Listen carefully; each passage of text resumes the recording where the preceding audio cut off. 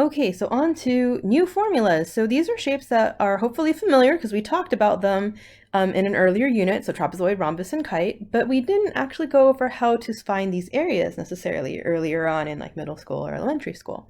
So let's talk about the trapezoid first.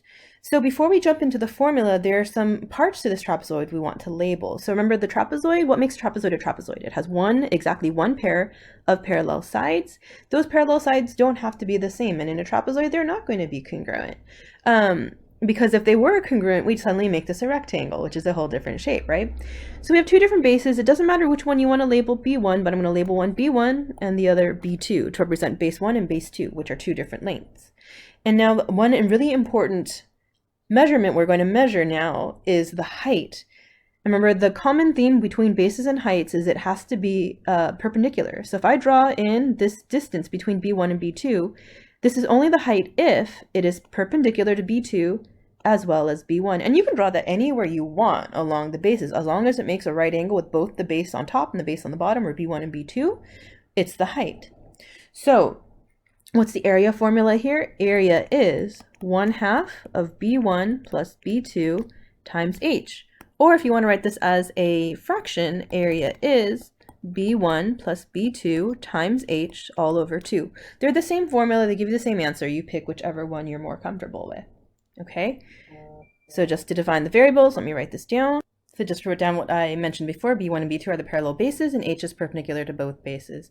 Now, something you might find interesting if you wanted to do this, you could take the trapezoid and cut along the height from B1 down to B2, right at that at one of the vertices of B1 and the other vertex of B2, and you'll have two triangles, and you can kind of put your shape together to make a rectangle, and you'll end up with a length of 1/2 times B1 plus B2 and a height of h. So you can see how we can manipulate the trapezoid to make a rectangle, which I think is kind of cool. But anyway, if you don't know what I'm talking about there, that's okay. Just work with the formula.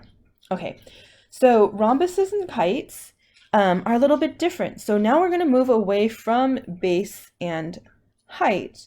So with the rhombus, if you had the base and the height, yes, you totally can find the area because a rhombus is a parallelogram. So this option gives you a second way of finding the area of a rhombus, which is kind of neat to have another option here. Because if you don't have the base and the height, we can use our diagonals. So remember, a diagonal goes from vertex to opposite vertex. So we have two diagonals. I'm going to call this blue diagonal D1, and I'll draw on this red diagonal. I'm going to call that D2. Okay, so we have two diagonals, and just remember what's special about the diagonals. Well, the diagonals of a rhombus are perpendicular, right? And then they also bisect each other. They don't have to be congruent because it's not a rectangle, but they do bisect each other. So what's neat about this is if you actually have the length of your diagonals, you can cut them in half, and then we have 4 right triangles. To find the area of each of those right triangles, we just do 1/2 base times height, add it all up, and we get the rhombus. But to save ourselves some time, we can just say, hey, if I add up those 4 right triangles using the diagonals as my base and my height, I'm really just doing 1/2 diagonal 1 times diagonal 2. So I think that's kind of neat. So again, D1 and D2 are your two diagonals. We're using the whole length, not just half of it, right? So 1/2 of the whole diagonal 1 times the whole diagonal 2 gives us the area. And that kind of gives you a preview of the idea of composite area, which we'll talk about later when we basically break a larger shape down to smaller pieces. Okay, kite. What's neat about the kite? So here it's more irregular, right? There's no really perpendicular or parallelogram or rectangular looking shape here. So now with the kite, super nice. Remember, the kite also shares properties with the rhombus. So what we'll realize is, hey, if I draw in 2 diagonals for this kite, so I'll call that D1 and call that D2 here in red. Well, remember, when we studied quadrilaterals, a kite, just like a rhombus, has perpendicular diagonals. So those are right triangles, which already gives me bases and heights of the triangles.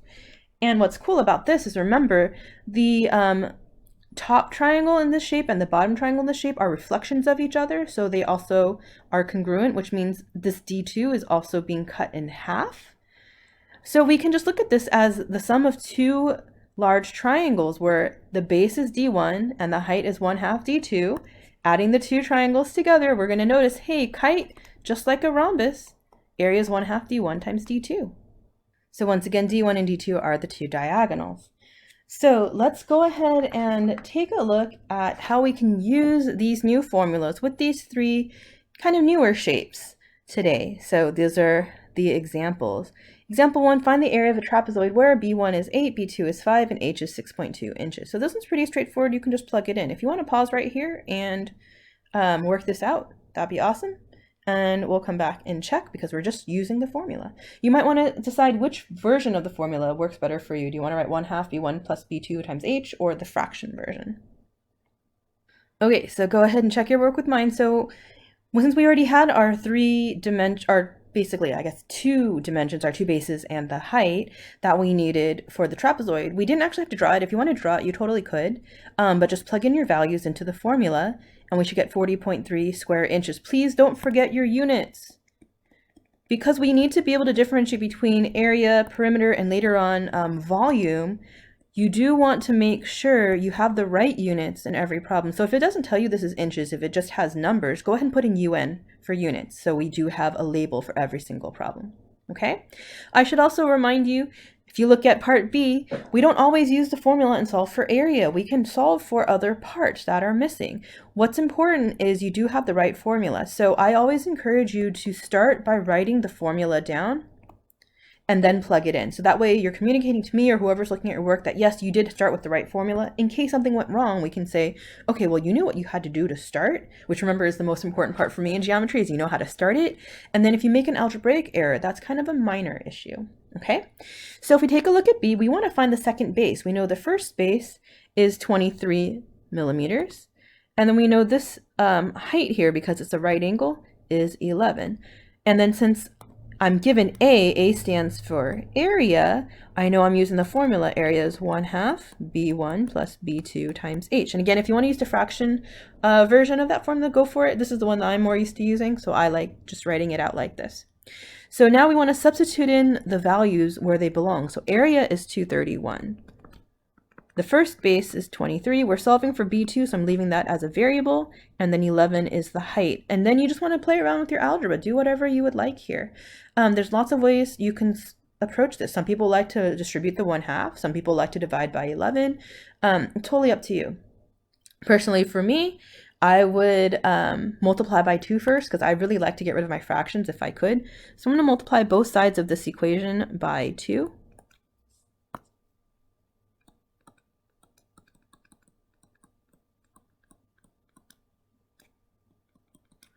And the reason for that is, remember when you multiply by the reciprocal of 1/2 is 2 or 2 over 1, that cancels out the fraction. So now I don't have to worry about multiplying 23 by 1/2 or anything. That just eliminates the 1/2. So 231 times 2 gives me 462. And then again, the 1/2 is gone. So I just bring down 23 plus B2 in parentheses times 11. And now you have options here as well. If you want to distribute by the 11, go for it. There's nothing wrong with that. Personally, I'd rather have smaller numbers. So I'm going to go ahead and divide by 11. And even if that gives me a decimal, I'm not going to be too freaked out by it because again, I'm using my calculator. So here we've noticed that 462 divided by 11 is actually 42, which is awesome. No decimals here. And then I just bring down the 23 plus B2 because I've eliminated the 11. And then I can subtract by 23 to both sides.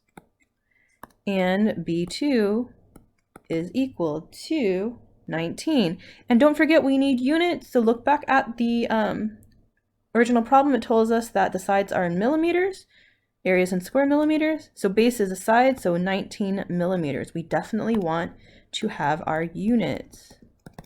Okay. Next up, let's look at the rhombus. So remember, we can have variable expressions. Don't feel like everything has to be exactly like 2.5 feet or 270 inches. We can have variable expressions, and that's okay. If there's an X in the problem, we might just have to have an X in the answer, right? It depends on whether or not we can solve for it. So if you look for part C, we're dealing with the rhombus, so definitely know what shape we're using and what we're trying to find. So we're looking for area of a rhombus. So that tells me, okay, let's do area equals 1/2 diagonal 1 times diagonal 2, because I'm given the lengths of the diagonals. Here's D1, here's D2. And there's nothing saying, hey, by the way, diagonal 1 is 27 feet or diagonal 2 happens to be 3,000 meters, so we can't actually solve for x. So we want to be okay with that. So all we're going to do is have an expression as our answer. So I'm going to substitute in 14x minus 2 times 3x plus 8. And what we want to do is expand it all out so we have a fully expanded product as our answer. So you can either do your box or you can do your FOIL. It's up to you. If you want to distribute the 1/2 right now, please do it to only one of the two parentheses. Don't do it to both. So personally, I'm going to leave the 1/2 till the end, and I'm going to go ahead and FOIL. So first, then outer, inner, and last. So I'm going to do my FOIL to multiply that out. I know some people also prefer to do the box. It's totally up to you if you want to use the box. Let me just show you what that looks like. You have 14x minus 2 along one edge, 3x plus 8 along the other edge, and then you're finding the area of each of these, right? So you're going to find the areas. This is called the area model. So I'm going to go back and do my FOIL. So area equals, oops. Let me fix that. There you go. Area equals 1/2. And then 14x times 3x is 42x squared. Then outer 14x times 8, 14 times 8 is 112, so plus 112x. Inner negative 2 times 3x is negative 6x. And last negative 2 times 8 is a negative 16, right? And then I can combine my like terms just to make that parentheses a little bit easier to work with. So area equals 1/2 of 42x squared plus 106x minus 16. And then I saved this 1/2 for the end. So I didn't have to worry about, wait, am I supposed to distribute that 1/2 to everything or just one parentheses? Now there is only one parentheses. There's only one option. So I'm going to multiply that 1/2 now. Again, if you wanted to multiply the 1/2 earlier, you can. Just do it to one of the two parentheses. Don't do it to both. Otherwise, you're going to have a much smaller area than we are actually looking for. So half of 42 is 21, so 21x squared. Half of 106 is 53x there, and half of 16 gives me a negative 8. Don't forget your units, centimeters. Area is square centimeters. Okay. Finally, one last example here dealing with kites. And in this case, we want to find the area of the kite. And we have x and y. And you might be wondering, okay, well, is this going to be just like the last one where we can't solve for x and y? So I'm just going to have x and y my answer because cool, that makes it super easy. The answer is no, because if you can solve for x and y, you have to do it. So that's where we actually have to think carefully about our diagram. So if you're looking at this, we're given sides of this kite, and we know, okay, well, kite has a pair or two pairs of consecutive congruent sides. So if that lower left is 29, this is also 29. If this bottom is 35, this one here on the right is 35. Remember also, a kite is a pair of congruent triangles, and my pair of congruent triangles are these. I'm going along the long diagonal to find my congruent triangle. So these two are congruent, which tells me that, hey, this diagonal, which has y on it, is cut in half. So that means this is also y. So one last piece of information we want to work with. Don't forget, kite, just like a rhombus, perpendicular diagonals, which gives me right triangles. And if I'm looking for one missing side of a right triangle, then I can do my handy Pythagorean theorem, right? So take a look. If I know that this triangle has an edge of y, I'm doing this one right here. This bottom is 28, this is 35. Can't I just do y squared plus 28 squared equals 35 squared? Of course I can, right? So that's going to give me y equals 21. Then if I look at once I know y, I can find x, right? This is 29, this is x, this is y, which is 21. Then I can do another Pythagorean theorem. X squared plus 21 squared equals 29 squared. So finishing that work, x equals 20. So then we can now find the entire length of D1 and D2. So D1 equals x plus 28, which is 48. D2 equals y plus y, or 42. I'm looking for the area, So I kind of jumped the gun showing you the diagonals there, but remember area is 1/2 d1 times d2. So 1/2 of 48 times 42 will give us 1008. And then don't forget again, we want to have units. These are in inches, so area is square inches. All right, so there's that area of the kite.